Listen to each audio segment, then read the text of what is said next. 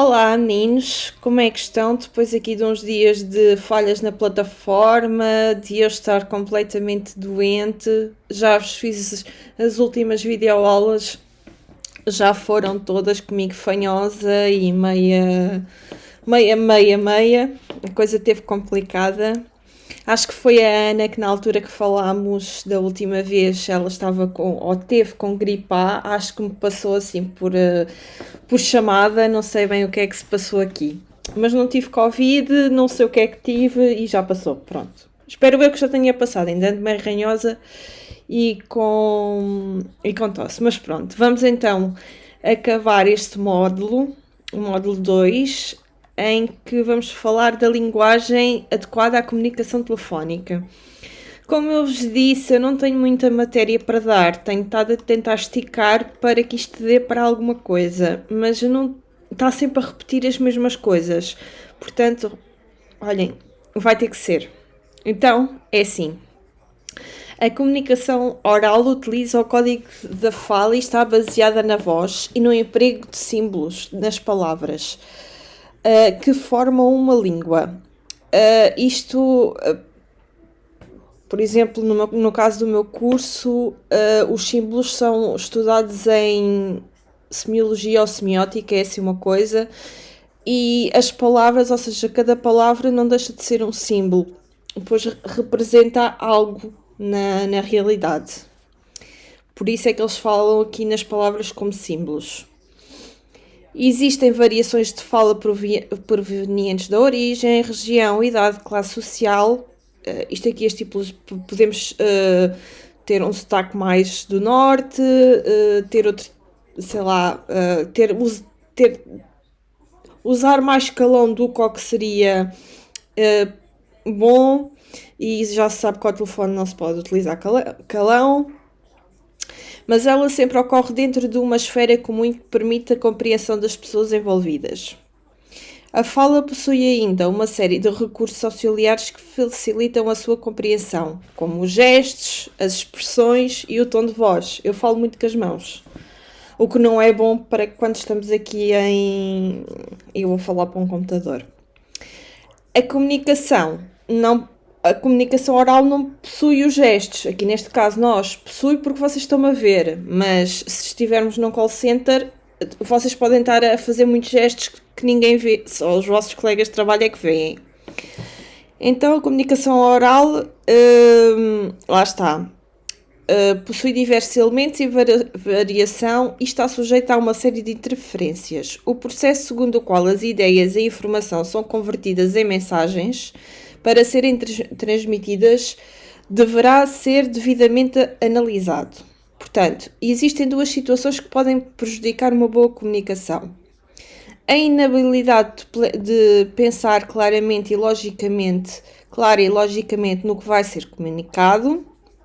A inabilidade para compreender os interesses e características do interlocutor e moldar a mensagem de modo a ganhar toda a sua atenção e compreensão. Ou seja, quem está neste tipo de trabalho e neste tipo de comunicação tem logo que ter previamente já uma capacidade comunicacional boa para que estas características já estejam com a pessoa. Também se treinam, mas é preciso gostar-se e é preciso querer-se aprender.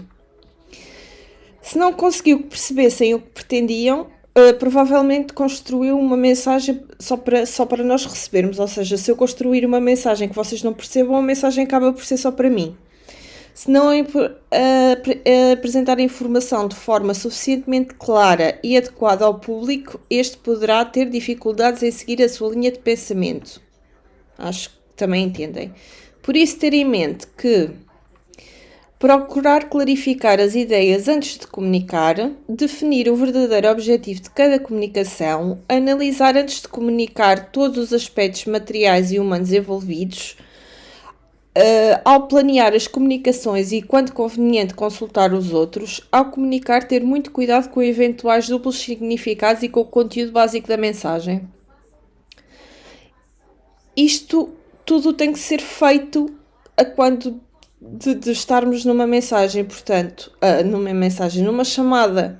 Portanto, tem que se ter uma grande capacidade de pensar, de analisar, de reagir rápido e de saber aquilo que temos que dizer. Controlar a comunicação, estruturando-a logicamente. Aqui é quase estruturar logicamente também o pensamento, prendendo a atenção do interlocutor, ou seja, a pessoa que nos está a ouvir tem que nos ouvir, estando ele próprio permanentemente atento às informações de retorno, ou seja, ao feedback que nós lhe vamos dando daquilo que ele nos diz.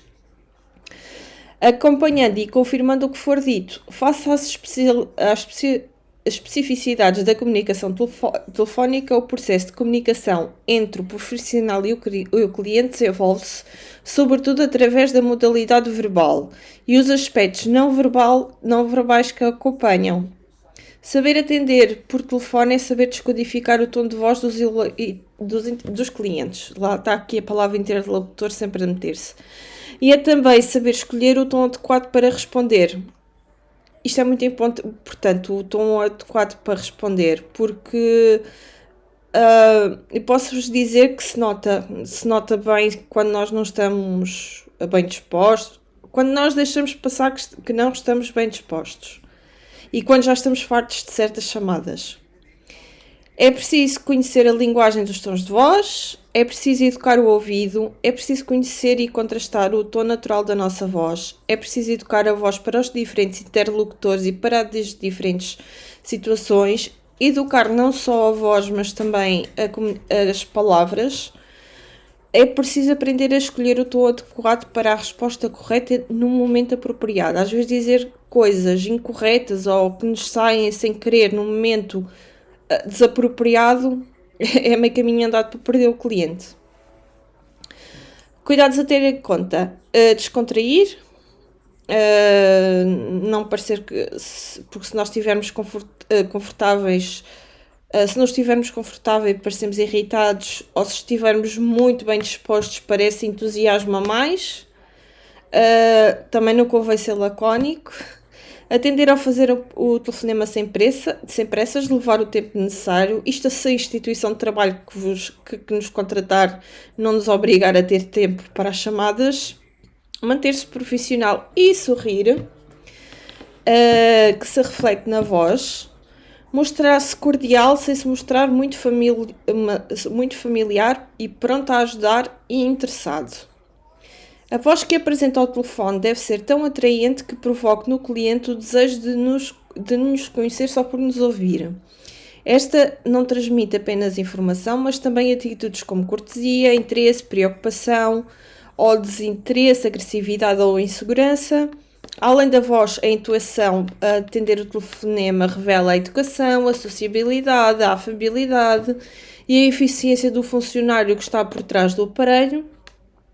O segredo de uma boa comunicação é saber que a forma como dizemos as coisas é mais importante daquilo do que dizemos.